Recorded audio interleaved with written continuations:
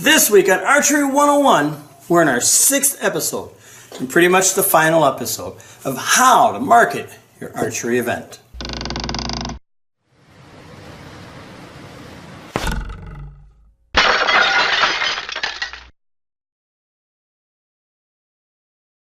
Alright everybody, we've done a lot, haven't we? We talked about the importance of marketing, why you marketing, what is a USP, why it's important, how to craft it, when marketing starts, how to set up your website, how to use Facebook, how to do YouTube, and then we dabbled into internet marketing. Well, this week we're going to talk about other marketing media. Now, electronic media is the dominant media out there today, especially with the younger generation. Now, us older fogies and all that, we actually still use some of these obsolete things. And that's what we're going to talk about today. All right, so what can you do for us obsolete ones? Television.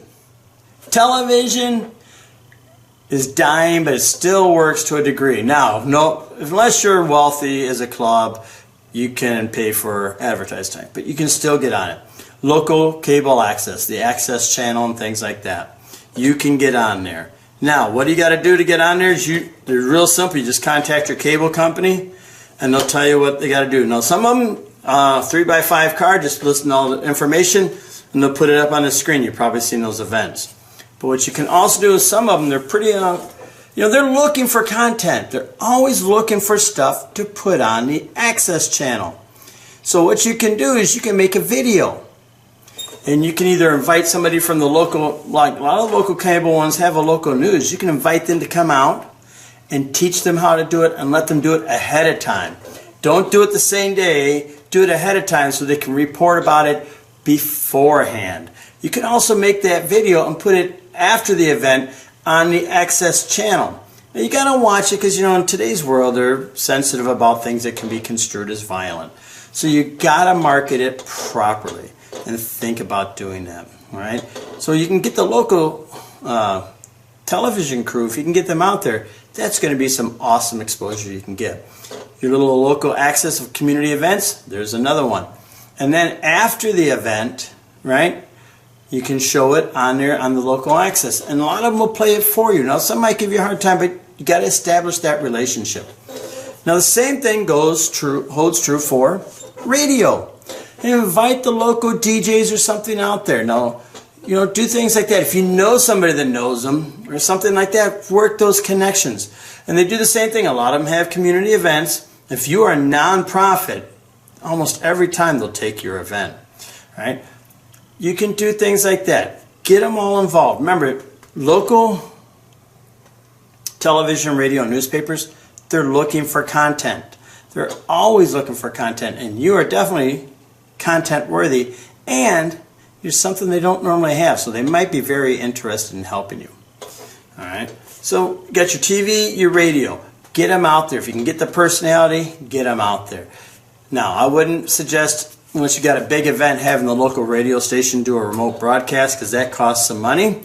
But if you are big enough and you can do it, I would definitely think about doing that. So the next thing we got is print, right? Newspapers. Who in the world reads newspapers or magazines? Well, from time to time I do. All right. But again, call up the local newspaper, and you ask them if provide a write-up for them, or if they do a write-up for you. If you're nonprofit, they have those event sections in the newspaper. You can get put in there. But again, invite the reporter out. Tell them you'll show them everything. We'll teach them, you'll supply them all the equipment. It'll be private one-on-one so they don't embarrass themselves.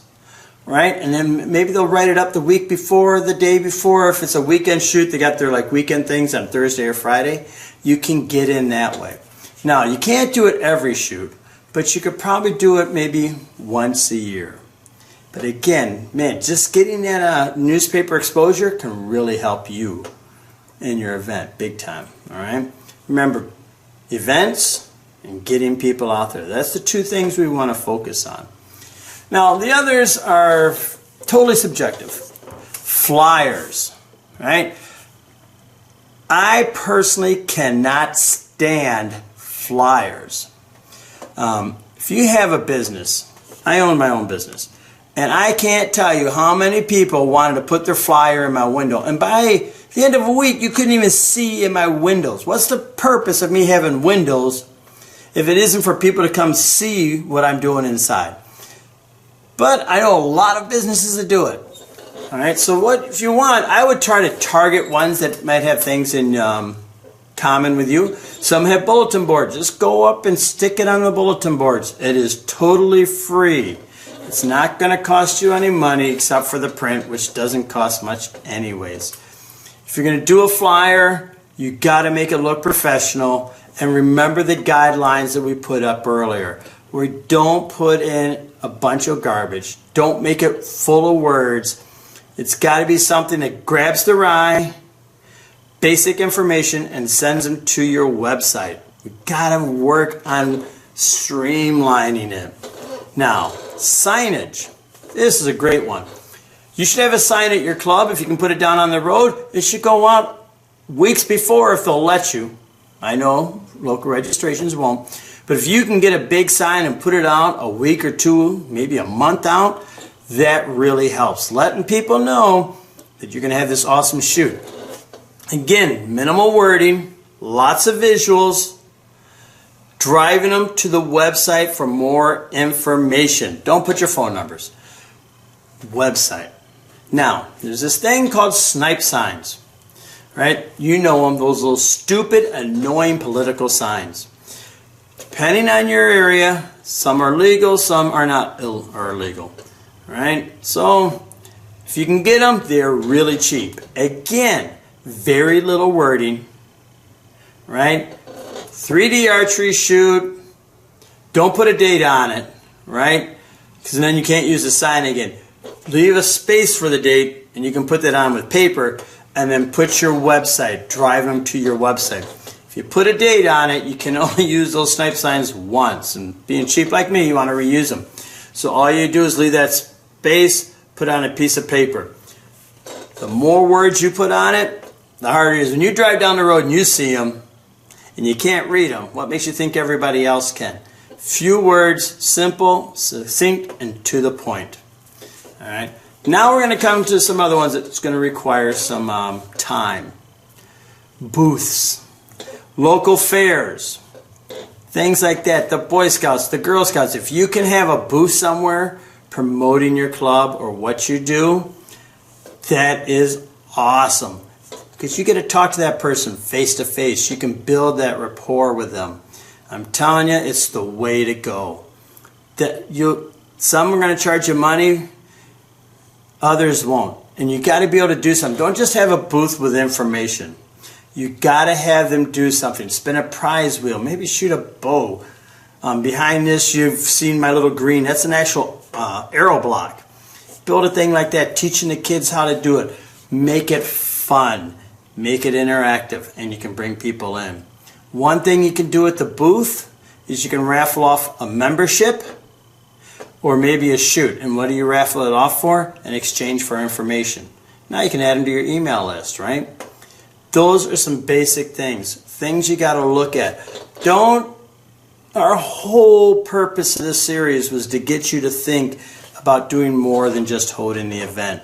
We got the internet. You can put it on TV. You can put it on the radio. You can put it in print. You can go to have a booth somewhere. You can team up with somebody and do stuff. Imagine how much more exposure your shoot would have if it was on the front page of your website. You had it on YouTube. You had videos of it. You had an event for it on Facebook, right? You had it shared by all your club members. You had it in the local newspaper, on the Access TV, the local news. You had it snipe signs in the area. You had flyers up. You had ad cards made for it. Ad cards are little cards like this with the information. Very cheap. Just type in ad cards, right? Think about how much more exposure you would get if you did all that.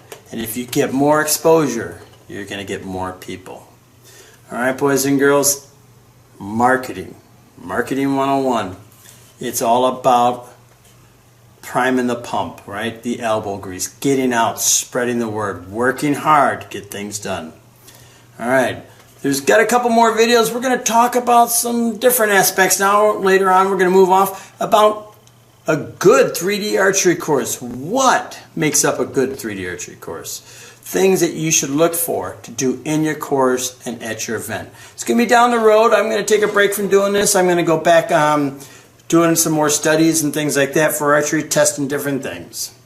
All right, boys and girls, I hope you had a good one. I hope you learned, and I'm telling you, apply this, and if it's working for you, let me know. Because if other people see it's working for you, remember that thing, right? Word of mouth and testimonials, so we can spread the word. Thanks for watching, and I'll see you next time with an all-new episode of Archery 101.